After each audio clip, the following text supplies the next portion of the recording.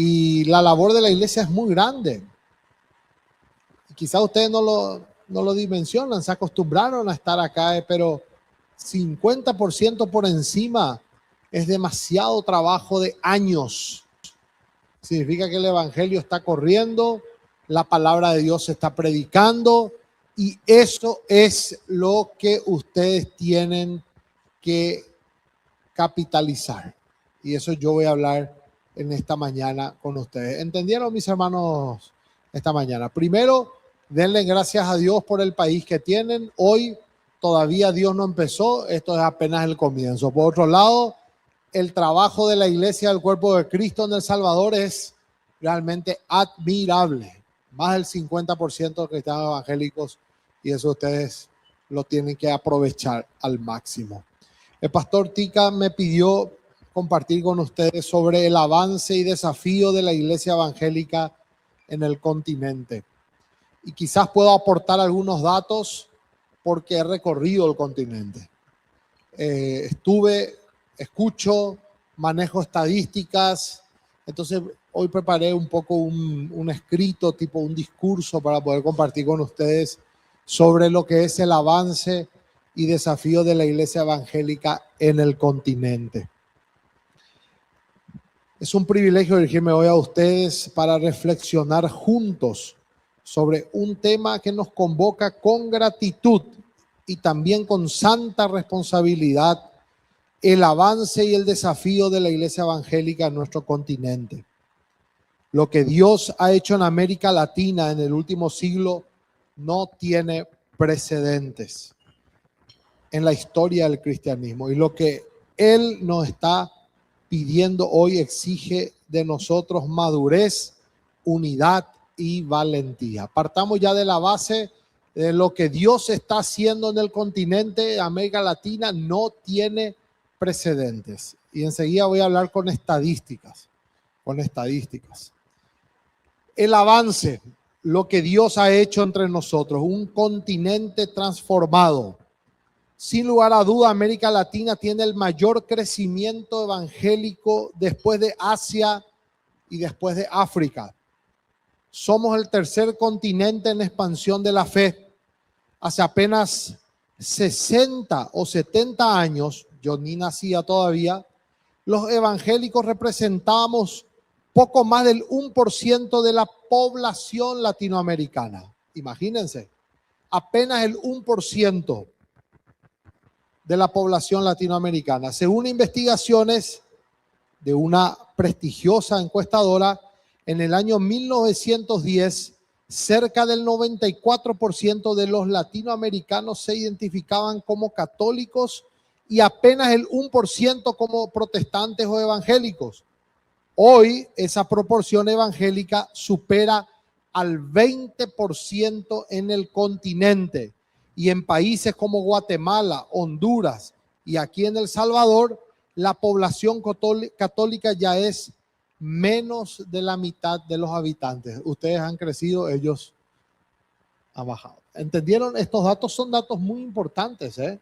Apenas el 1%, hoy somos el 20% de la población, cristianos evangélicos, estoy hablando. Esto es muy importante. En Brasil, 1 de cada 5 ciudadanos es evangélico. En Nicaragua, 1 de cada 4.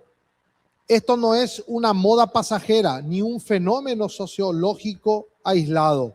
Es el fruto visible de generaciones de siembra, oración y fidelidad de miles de cristianos en todo el continente.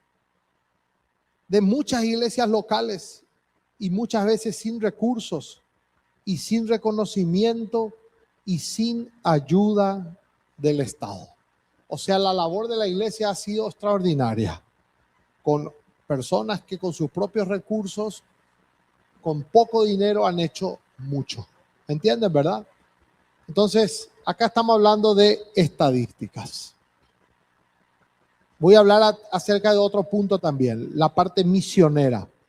El envío de misioneros al campo receptor a fuerza enviadora. Durante gran parte del siglo XX, América Latina fue vista como territorio de misión, receptor de misioneros de Europa y Norteamérica. Ese tiempo ha quedado atrás. En el año 1980 había apenas unas 92 organizaciones latinoamericanas enviando alrededor de 1.120 misioneros al campo. Para el año 1997, esa cifra había crecido a casi 4.000 enviados por 284 agencias. Hoy, según cálculos del movimiento de Comiván y de líderes como Dercio Carvalho, que es el líder de Comiván, se estima que hay más de 26.000 misioneros latinoamericanos sirviendo transculturalmente alrededor del mundo. Un crecimiento que en algunas mediciones supera el 300% comparado al año 2000. Más de 26.000 misioneros latinos sirviendo. Antes era al revés, éramos un campo misionero, ¿verdad? Ahora es al revés. América Latina enviando misioneros a predicar el evangelio en el continente. Brasil por sí solo ha llegado a enviar más de 30.000 obreros al campo misionero mundial. Y a escala global, el llamado sur global, América Latina, África y Asia, pasó de representar apenas del 12% del movimiento misionero mundial en el año 1970. En el año 1970, a cerca del 47% en la actualidad. La cantidad de misioneros latinos del campo cada año es sencillamente mucho mayor que en cualquier época anterior. El gigante dormido, como algunos lo llamaban, ahora está despierto. ¿Entiendes, verdad? O sea, América Latina está siendo clave en esto. Hoy. Antes nos llamaban del continente dormido, ahora nosotros nos despertamos. Estamos enviando misioneros al campo misionero, la evangelización, somos el tercer continente que más ha crecido. Esto es realmente tremendo. Ahora la iglesia en tiempos de crisis, la iglesia evangélica en pandemia y frente a catástrofes ha sido la más activa, incluso sin ayuda estatal. Cuando los sistemas de salud colapsaron, cuando los terremotos, huracanes e inundaciones golpearon nuestros pueblos, fueron las iglesias locales las primeras en llegar con comida, oración, acompañamiento y consuelo, muchas veces antes que cualquier institución del gobierno. La iglesia de Jesucristo. Tremendo, la iglesia de Jesucristo. Ustedes se acuerdan en pandemia cómo muchas iglesias abrieron sus templos, cómo fuimos los primeros en llegar a ayudar a las personas. Ahora en Venezuela, con el terremoto en Venezuela, ha sido extraordinario el trabajo de la iglesia. Extraordinario el trabajo de la iglesia, del cuerpo de Cristo. Otro aporte importante, un aporte que no se puede cuantificar. El aporte de la iglesia en ayuda humanitaria, capellanías en hospitales, cárceles y fuerzas armadas, colegios, escuelas y universidades cristianas, el trabajo carcelario de restauración de vida, en la prevención del abuso sexual, en las adicciones, es sencillamente incalculable. Ninguna estadística puede medir cuántas familias se han mantenido unidas, cuántos jóvenes han sido rescatados de las drogas y cuántos presos han encontrado un nuevo comienzo gracias a la obra silenciosa ¿de quién? De la iglesia local. ¿No le da un orgullo santo de pertenecer al cuerpo de Cristo con todos estos datos? Es así, mis hermanos. Muchas veces no lo tenemos en cuenta, pero hoy yo traté de unir todo en números para que usted diga al salir de acá, qué tremendo lo que hace la obra misionera, el cuerpo de Cristo. Sobre el tema libertad religiosa, el aporte de la iglesia a la libertad religiosa ha sido muy significativo y la iglesia ha velado por ella con firmeza en foros nacionales e internacionales, defendiendo el derecho de cada persona a creer, practicar y compartir su fe sin coerción. El trabajo de la libertad religiosa ha sido extraordinario. Relación con la clase política. Ayer hablamos con el pastor Ismael un poco cómo el tema político nos divide. Eso tengo otro otro escrito sobre cómo nos fragmentamos lamentablemente por los temas políticos, ¿verdad? Especialmente en países como Brasil, en otros países como Colombia, realmente ahí está abiertamente los temas políticos fragmentan a la iglesia. Uno entra a la iglesia y encuentra propaganda de Bolsonaro o de Lula. Impresionante lo que yo he visto en Brasil, es preocupante y la iglesia está peleada, dividida por temas políticos. El relacionamiento con la clase política y de gobierno ha sido saliente en las últimas décadas.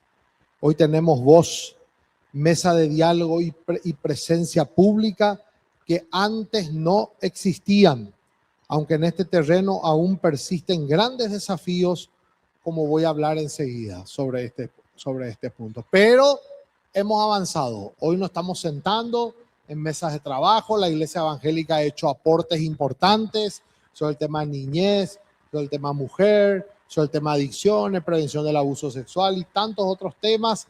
La Iglesia ha aportado porque el gobierno necesita ayuda, ¿entiende, verdad?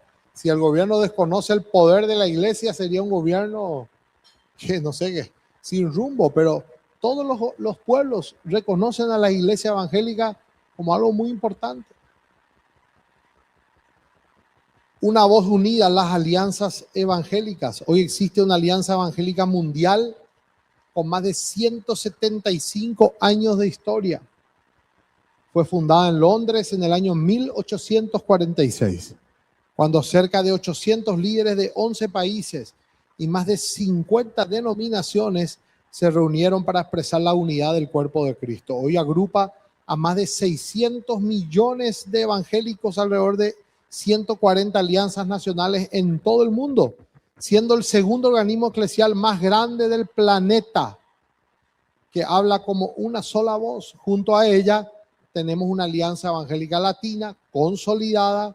Ambas son la voz que representa a la amada iglesia ante los gobiernos, la sociedad y el mundo. Y ustedes en El Salvador son uno de los dueños de la Alianza Evangélica Latina. ¿Entienden, verdad? No es que ustedes son invitados ni nada.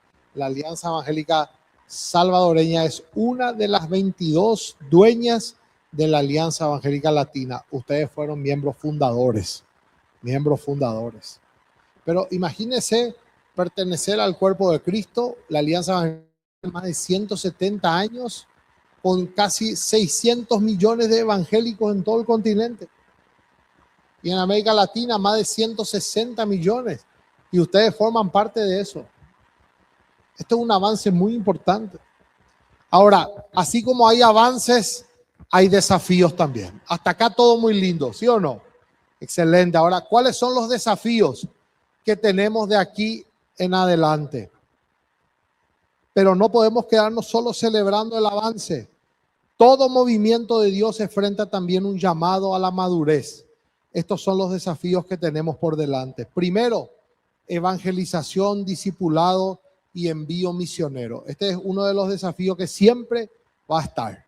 El desafío siempre seguirá siendo el mismo: evangelizar, discipular con profundidad, no solo convertir, sino formar y seguir enviando misioneros al campo, especialmente a las zonas menos alcanzadas del planeta. 2, más trabajo a favor de la libertad religiosa. No podemos darnos por satisfechos, debemos seguir trabajando activamente en la defensa de la libertad religiosa en nuestros países y en aquellos donde nuestros hermanos son perseguidos. El trabajo que hace la UEA en la ONU es un trabajo silencioso, pero hay misioneros que son apresados por predicar el evangelio. Los países nos informan, nosotros hablamos a nuestra oficina de la Alianza Mundial en la ONU. La ONU hace lobby con los embajadores de estos países para que liberen a los presos. Es un trabajo tremendo. No sé si usted sabía de eso, pero ahora lo sabe. La ONU, tenemos oficina enfrente mismo a la ONU está la oficina de la Alianza Evangélica Mundial y tenemos un embajador dentro de la ONU haciendo un trabajo de lobby constantemente. Es un trabajo silencioso. No se puede publicar mucho. Una relación política sabia y bíblica. Debemos mejorar nuestro relacionamiento con la clase política sin ser tentados por el poder, sabiendo con claridad ¿Cuál es nuestro rol? Basado en las Sagradas Escrituras, la iglesia está llamada a ser sal y luz, voz profética y no un actor que busca poder político por sí mismo. Muchas veces los pastores son tentados a entrar en la política, renuncian a sus cargos o entran siendo pastores a la arena política y eso ha causado mucho daño al cuerpo de Cristo.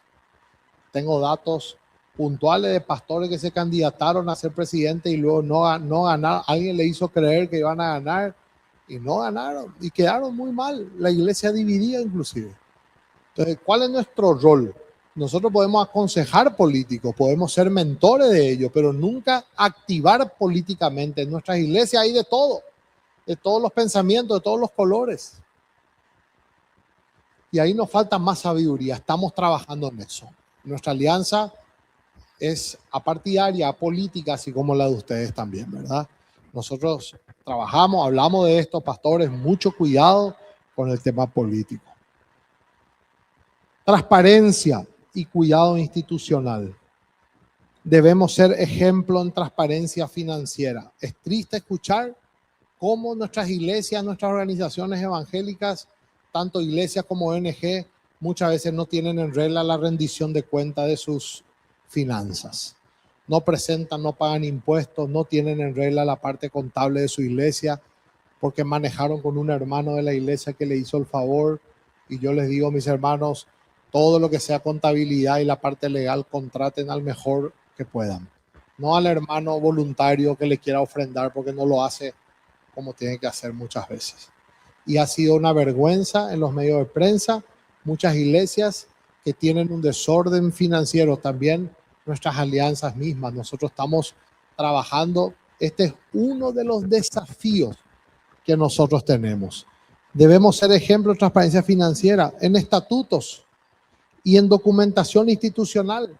Ayer mirábamos los estatutos de la Alianza Evangélica Salvadoreña y ustedes tienen un gran desafío para lo que viene. Hablamos con el pastor Ismael. Ustedes tendrían, los que son socios y miembros de la Alianza Evangélica Salvadoreña, de revisar sus estatutos, actualizarlos si es posible para todos los desafíos que vienen. Actualicen sus estatutos. Nosotros como a él ahora en octubre vamos a tocar más de 10 puntos en el estatuto. Lo actualizamos constantemente, no cada año, pero cada vez que sea necesaria. Y ustedes tienen un estatuto bueno, pero necesita una actualización. ¿Me entienden, verdad? Entonces revísenlo. Contraten los mejores profesionales. No un hermano nomás que sabe. No, traigan un abogado, traigan un escribano, gente que sabe realmente. Y tengan en regla la documentación de la alianza siempre. Es una vergüenza que nosotros tengamos que escuchar que en nuestros países nos quieran sacar nuestra personería jurídica o queramos tener multas porque no tenemos la documentación actualizada o porque no se presentaron informes a tiempo. Eso realmente nos avergüenza. Nosotros no podemos permitir, no permitan ustedes eso en El Salvador, siendo el 50% de crecimiento de la iglesia y teniendo en falta muchas veces las documentaciones. Eso sería una vergüenza para el cuerpo de Cristo. Yo no sé si pasó o no, pero yo le alerto que eso no ocurra en El Salvador. En regla, lo mejor. Este es uno de los grandes desafíos de nuestra generación. Debemos tener sumo cuidado de que el narcotráfico y el crimen organizado no utilicen a las iglesias para hacer lavado de dinero, algo que amenaza directamente el testimonio de la iglesia ante la sociedad. Hemos escuchado casos de que utilizan las iglesias para hacer lavado de dinero. ¿Por qué? Muchas veces los narcotraficantes son tan vivos que saben que la mayoría de las alianzas de las iglesias tienen necesidad económica, vienen, ponen dinero, muchas veces el pastor no pregunta, el pastor dice, gloria a Dios, Dios me escuchó, pero se olvidó de preguntarle, ¿de dónde viene tu dinero? ¿Entienden? Yo tuve que pedirle a muchas personas que renuncien por este tema. A uno le regalaron un auto del año, le dije, devuelva el auto. Y porque estaba liado a un tema complicado. Y se fue a devolver, llegó a la playa de auto y la playa de auto le dice, no, esto está todo pago. Entonces viene y me dice, no puedo, no me aceptan la devolución. Pero pastor, me dice, yo estaba orando por un auto y Dios me lo regaló, me dice. Y yo le dije, pero ¿cómo vos no vas a preguntar quién te regaló y por dónde viene el dinero? Sí, Dios me regaló, pero vos no sabés que el dinero es narcotráfico. ¿Me entienden, verdad? Cuando alguien se acerca a su iglesia a querer donarle dinero, lo primero que usted le tiene que preguntar de dónde viene el dinero, investigue quién es la persona, de dónde, toda la documentación en regla antes de aceptar, porque pueden empezar a hacer todo un esquema. Grandes eventos evangélicos son pagados por el narcotráfico. Es una vergüenza. Es una vergüenza. Por eso, Pastor Tica, vos tenés la gran tarea de cuidar la alianza y aunque haya necesidad, no permitir que entre dinero que vos no sepas de dónde viene. Por más que haya necesidad, nos quedamos nomás sin dinero, pero jamás aceptar dinero que no sepamos de dónde viene. Y eso lo estamos hablando en el continente, no es que yo vengo a hablar de esto en El Salvador nomás. No queremos que nuestras iglesias salgan en la prensa.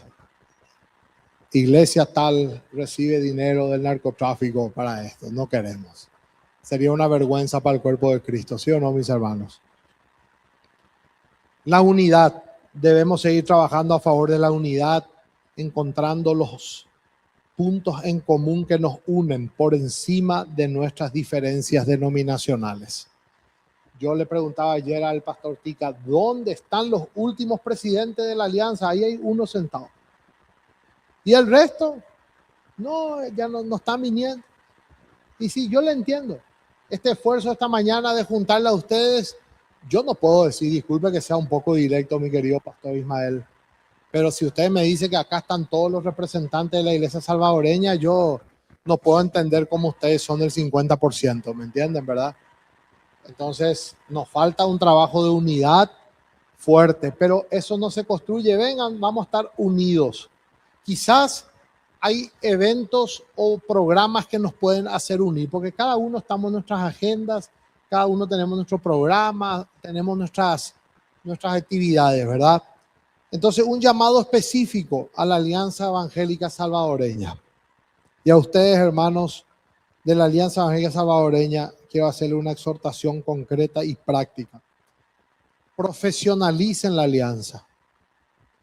Si Dios les guía, piensen en contar con una oficina propia. Oren al Señor. Yo no sé si eso puede ser muy difícil, pero qué lindo sería que El Salvador, con el 50% de evangélicos, tenga una oficina propia donde los pastores puedan venir y ustedes se sientan representados. Esto es muy importante. O le piden a la Universidad Evangélica de El Salvador que le dé todo un piso también, porque es tremendo el edificio acá. Yo, cuando entramos con Luder, nos sorprendimos. Yo lo único que le dije, lo único que falta es que nos dejen abajo y nos hagan caminar hasta arriba. Eso, y empezamos a subir. Entonces le dice el hermano, el vicepresidente, le dice al guardia, vengo, me llamo fulanito tal, su nombre no está. Le dice, solo 5 pueden subir hasta arriba. Entonces él le dice, Juan Cruz, le dice. Ah, sí, Juan Cruz, sí, adelante, le dije. Entonces le dije, en algún lugar mi nombre te va a ayudar a entrar así, en otro lugar te van a echar, le dije, ¿verdad? Pero la alianza acá en la universidad es tremenda. Hermano de la universidad, ¿quién es el representante de la universidad? Mi hermano designe un lugar así para la oficina de la Alianza Evangélica Salvador. Para usted va a ser una bendición, mi hermano. No es para ellos, para ustedes va a ser, miren, acá está la universidad y acá le vamos a dar para la Alianza Evangélica Salvadoreña. Y le ponemos secretaria y toda la computadora, todo pago. ¿Qué es para ustedes? No, una broma nomás, mi hermano. Una broma de verdad. Pero quizás, miren lo que Dios le dio, es tremendo esto. Tremendo. Yo me conformaría con una oficina chiquitita, pero que sea de la Alianza Evangélica Salvadoreña. Acomodato, mi hermano, a 30 años. Que siga siendo de ustedes, pero préstenlo. Piensen en una oficina propia, en un espacio que dé estabilidad y continuidad al trabajo conjunto.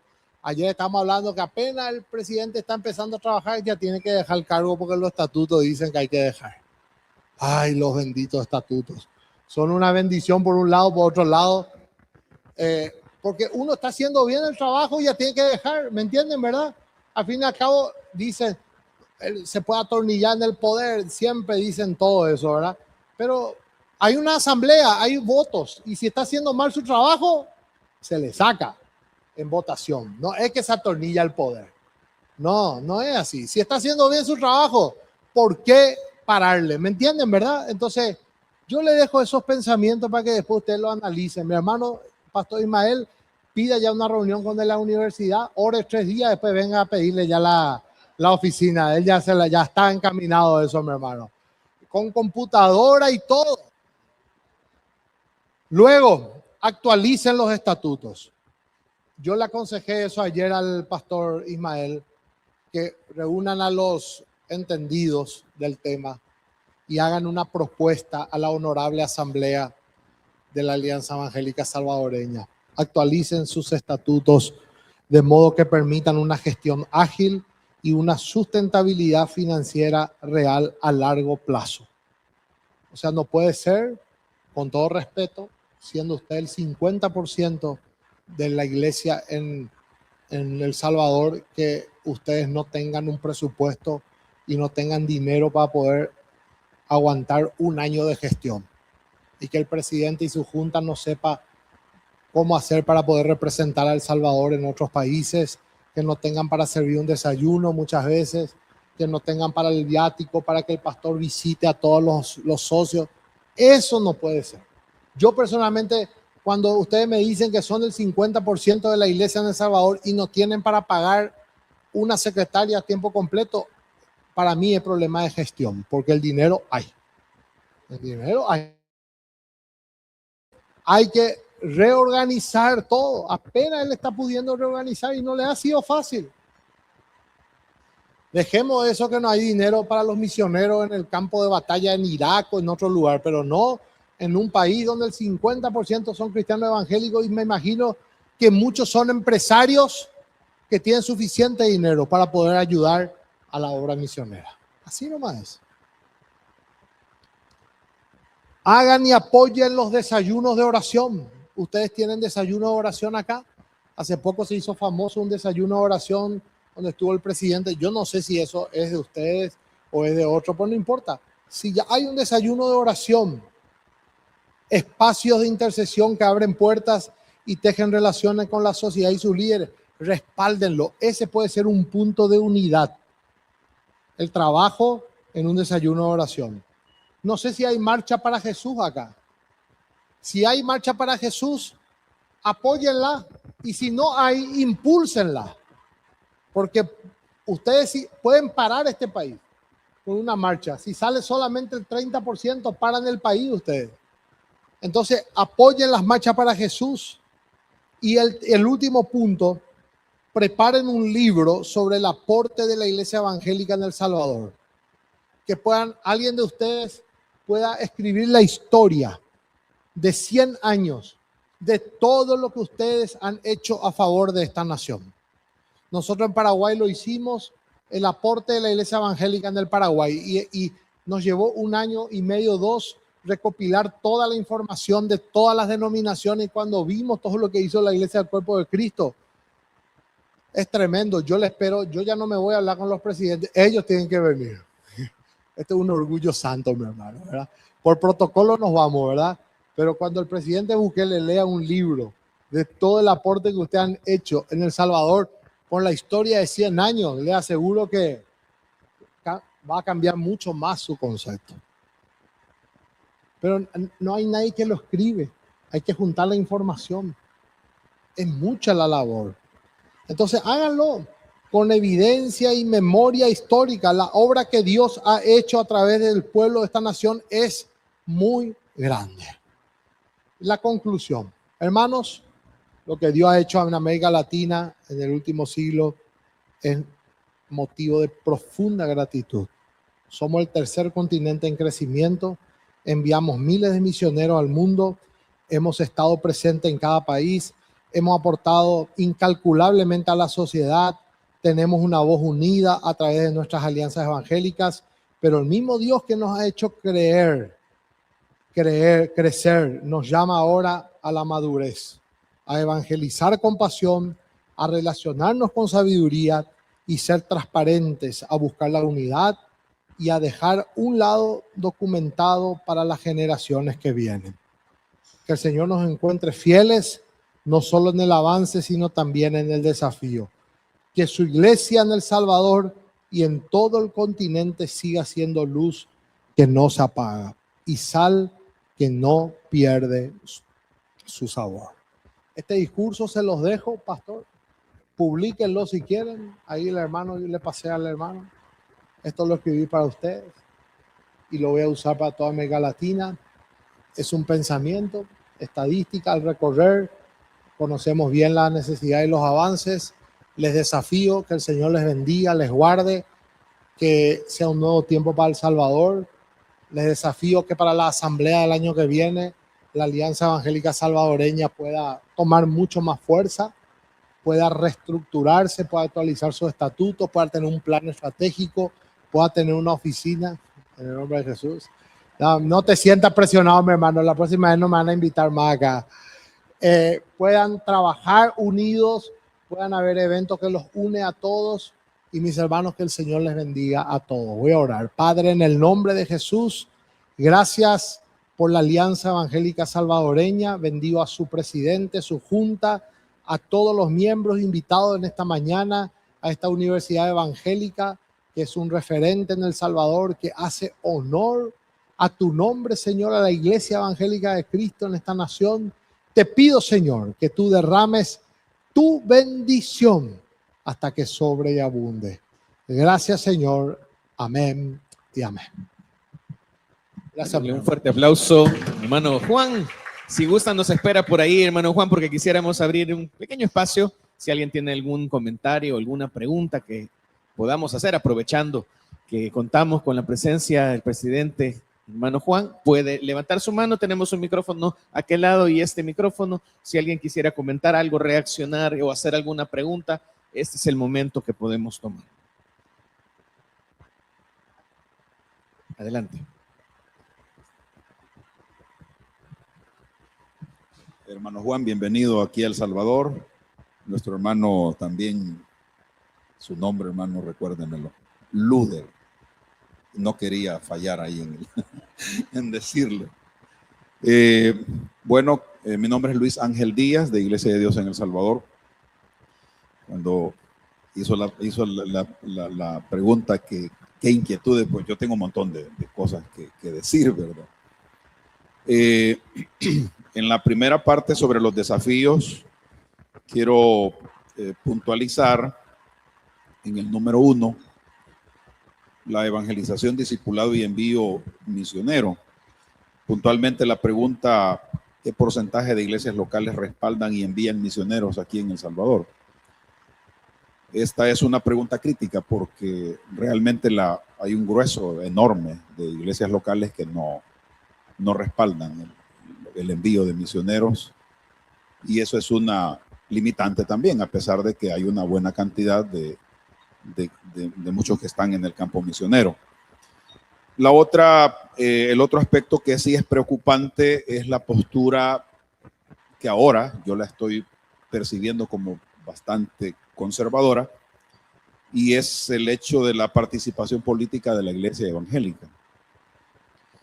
El contexto ha cambiado y nosotros tenemos que repensar esto por la siguiente pregunta que yo hago: ¿qué de la acción intencional y directa del Islam en tomarse el poder político en América Latina? Esto es algo real.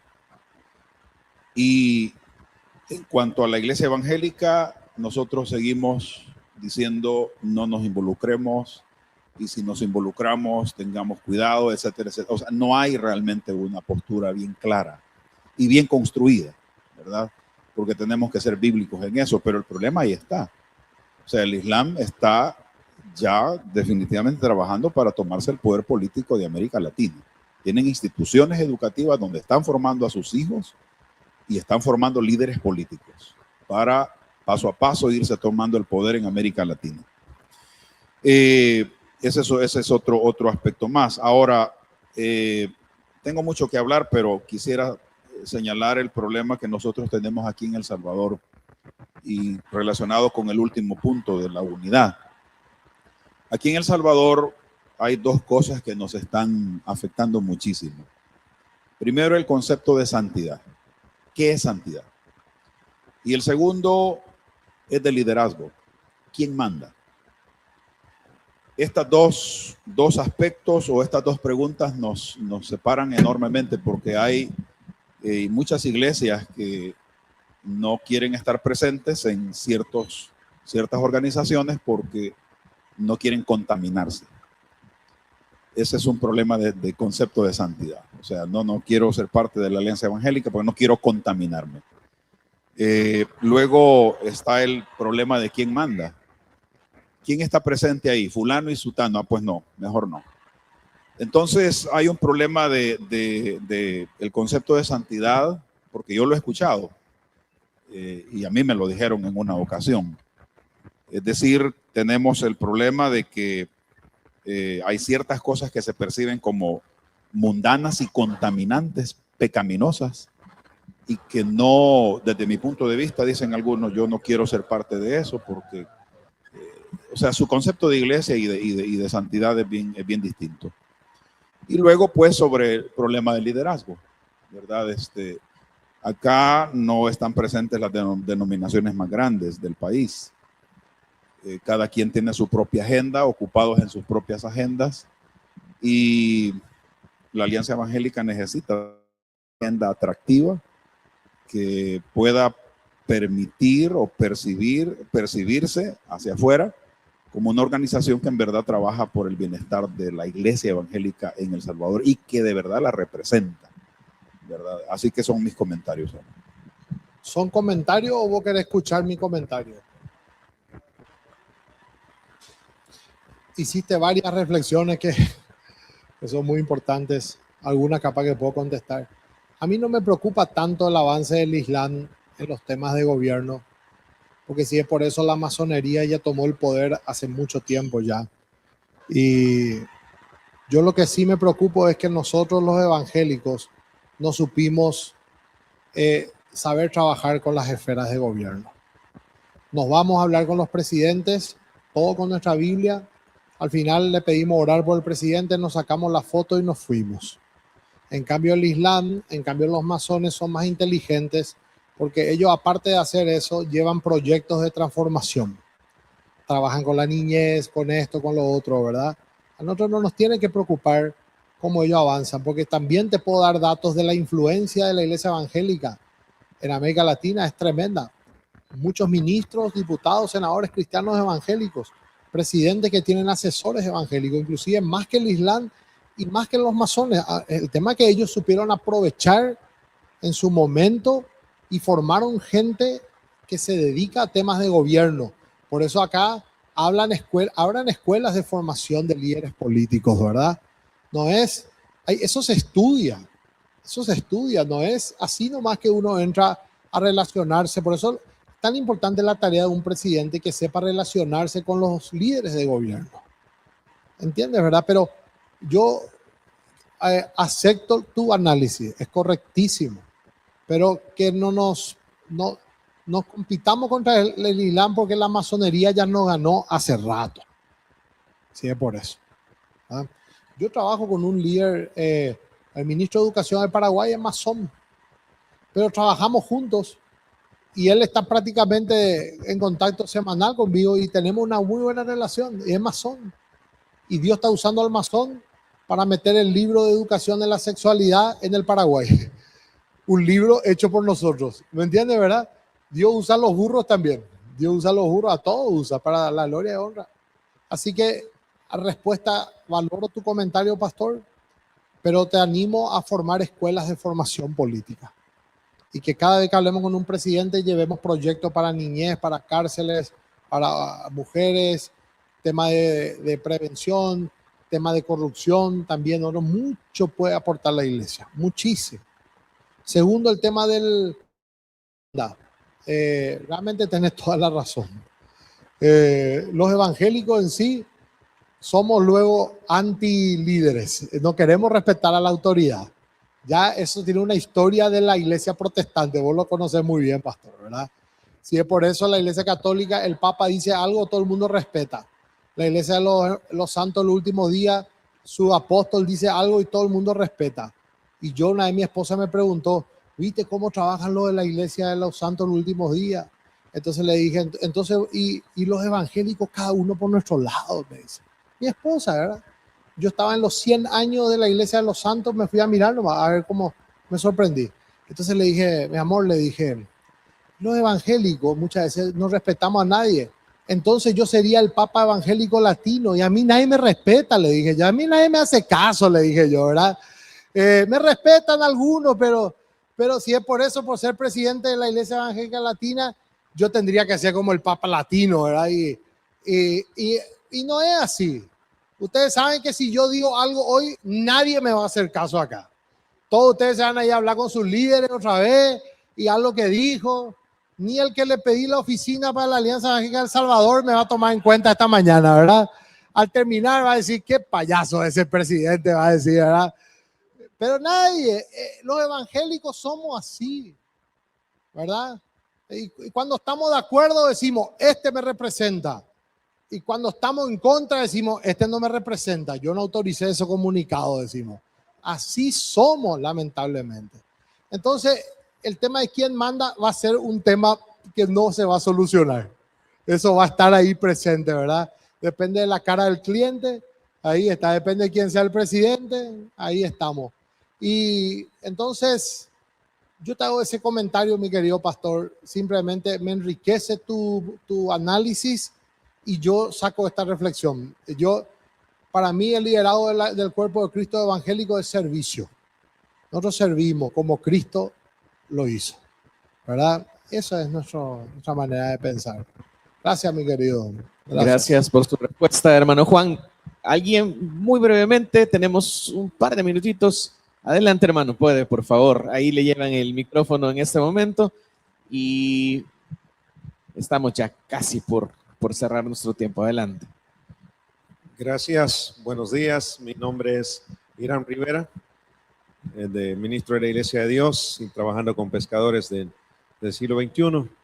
Y recientemente nos hemos incorporado a la mesa de movilización de Comibam Internacional, ¿ya? Y aportando, sumando lo que decía el pastor Luis Ángel Díaz, debo decirles que celebramos lo que la iglesia está haciendo en América Latina, de tratar de pasar desde 1980-87 de campo misionero a fuerza misionera. Pero creo que podemos hacer más, podemos hacer mucho más. Debo decirle que con relación a algunos datos, las principales fuerzas evangélicas de El Salvador no son fuerza misionera. Ellos son, lastimosamente, promueven su franquicia organizacional y no participan. Es Satanás, mi hermano. Según los pentecostales, es Satanás. No participan en la fuerza misionera, hablando del envío de obreros transculturales. Y se las podría mencionar, ¿verdad? Pero no viene al caso. Pero sí es un desafío. Hay iglesias grandes y hay iglesias pequeñas que no participan en el envío de obreros a nivel transcultural. De aquí que viene una propuesta que nosotros debemos analizar, amados. Nosotros siempre hemos sugerido que por cada 10 iglesias debería haber una familia misionera en el campo. Por cada 10 iglesias. Hay organizaciones que tienen distritos o tienen circuitos. Y imagínense, la organización a la que yo pertenezco tiene más de 50 distritos.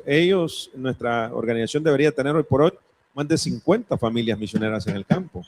Entonces, ese es un gran desafío y que tenemos que tomarlo, porque si no, toda la vida nos vamos a estar dando golpes de pecho. Toda la vida vamos a estar diciendo lo que no hacemos y lo que podemos hacer. Aquí en el país, las asambleas de Dios, yo bendigo al Señor por las asambleas de Dios. Ellos son una gran fuerza misionera. Y les voy a decir algo. Oye, ellos ahorita tienen el desafío. Ellos se han puesto más desafíos para superar sus propias marcas, al igual que las asambleas de Dios en Argentina. Entonces sí se puede hacer. Así que por ahí va la recomendación. Y lo otro, amados, en este país, con relación a la evangelización, en este país hace falta más de 200 lugares donde todavía no hay una iglesia evangélica. Una iglesia evangélica. Este país, El Salvador.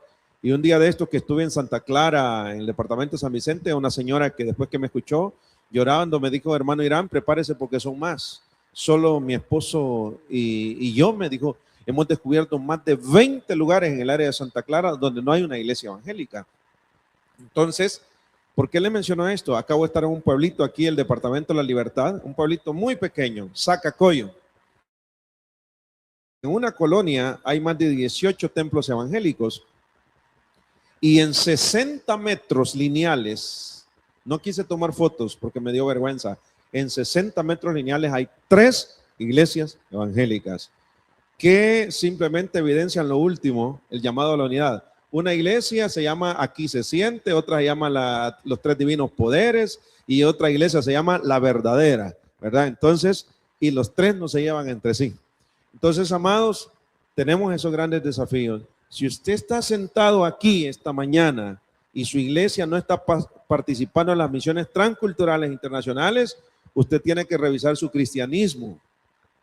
Y si su iglesia no está participando en el alcance a los demás pueblos no alcanzados, menos evangelizados del Salvador, también tiene que revisar su operatividad, su dinámica, ¿ya? Y si usted no practica la unidad, ¿ya? También tenemos que revisar. Así que solamente eso quería decir. Gracias. No tengo nada que decir. Muy bien, gracias, mamá.